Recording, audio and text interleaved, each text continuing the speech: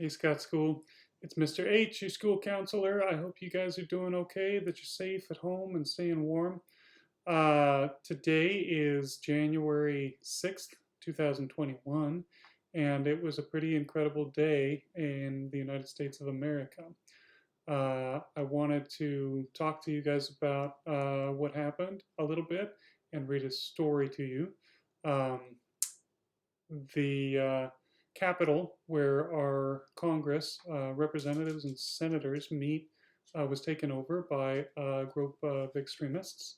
And it was a really scary situation for a lot of people there, and a scary situation for our country. Um, we can talk about how we talk as a country when we disagree with people, and I think that's really important as students at Scott, and I think that our values at Scott are that we listen to each other. Um, and I want you to know that there are rules, just like we have school rules. When the rules get broken at the Capitol, there are consequences for breaking those rules.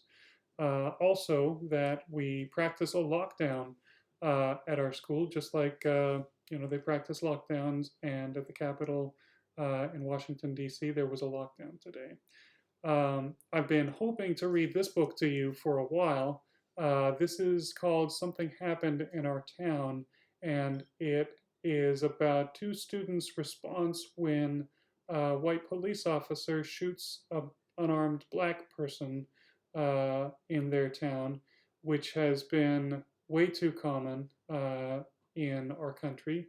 And that's not what happened today, but I think it touches on some relevant, really helpful themes so that you can understand um, what we can do about it. So this is Something Happened in Our Town. Something happened in our town. The news was on the TV, the radio, and the internet. The grown-ups didn't think the kids knew about it, but the kids in Miss Garcia's class heard some older kids talking about it, and they had questions. After school, Emma asked her mother, "Why did the police shoot that man?" "It was a mistake," said her mother. "I feel sad for the man and his family." "Yes, the police thought he had a gun," said her father. "It wasn't a mistake," said her sister Liz. "The cops shot him because he was black." Emma was confused. "He's brown, not black," she said. "Some black people have dark brown skin and some have light brown skin," Emma's father explained. "Black usually means African American. Most of their ancestors were brought here by force to America as slaves." "I know what a slave is," said Emma. "That's when you have to do whatever the other person says." "Yes, slaves had to do whatever white people told them to do. Even after slavery ended, white people didn't let black people live where they wanted, go to school with white people, or vote." "Who are white people?" asked Emma. "White people came here from places in Europe or Russia or other countries. We are white, even though our skin is kind of light tan. Like me, I'm white." "Did our family do those bad things a long time ago?" asked Emma. "Yes," said her mother.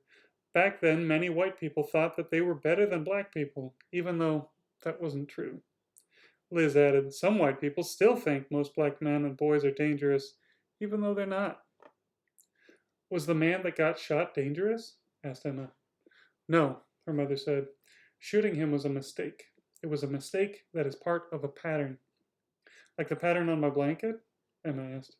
"Yes, but this pattern is being nice to white people and being mean to black people.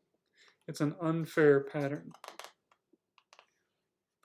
Suppose you had a birthday party and invited everyone in your class except the black kids." Her mother said. "How would the black kids feel?" "They would be sad," Emma said, "or mad. And you would be missing out because you never knew who was going to be your best friend," said Liz. "And you can help others to be fair," said her mother. "Like telling Anna to stop teasing Ling about her name?" asked Emma. Her mother gave her a hug. "Yes, just like that." In another house, Josh asked his mother, "Can police go to jail?" "Yes," said his mother. "Why do you ask?" "That white policeman who shot the black man," said Josh. Will he go to jail? What he did was wrong, said Josh's mother. But he won't go to jail, said his father. Why not? Asked Josh. Cops stick up for each other, said Josh's brother Malcolm, and they don't like black men. Josh was confused. Why not? Some police are black. You're right, said his mother. Uncle James is a police officer, and so is my friend Kenya. There are many cops, black and white, who make good choices, said his father, but we can't always count on them to do what is right. Malcolm added, I could get stopped by the police just because I'm black, even though I didn't do anything wrong. That's not fair, said Josh. What if it was a white man in the car? Would the police have shot him? They probably wouldn't have even stopped the car, said his father. Sometimes white people are treated better than black people, said his mother, but it's not right. Everybody should be treated fairly. Josh's mother gave him a hug. We're proud of who we are. Harriet Tubman, Martin Luther King Jr., and Nelson Mandela were strong and brave black leaders. They showed us that we can stand up for our rights and set good examples for others. They were treated unfairly, but they helped others to learn to be more fair. Some people haven't learned yet, said his father angrily. Why are you mad? Said Josh. I'm mad that we're still treated poorly sometimes, but I can use my anger to make things better, said his father. Black people have a lot of power if we work together to make changes.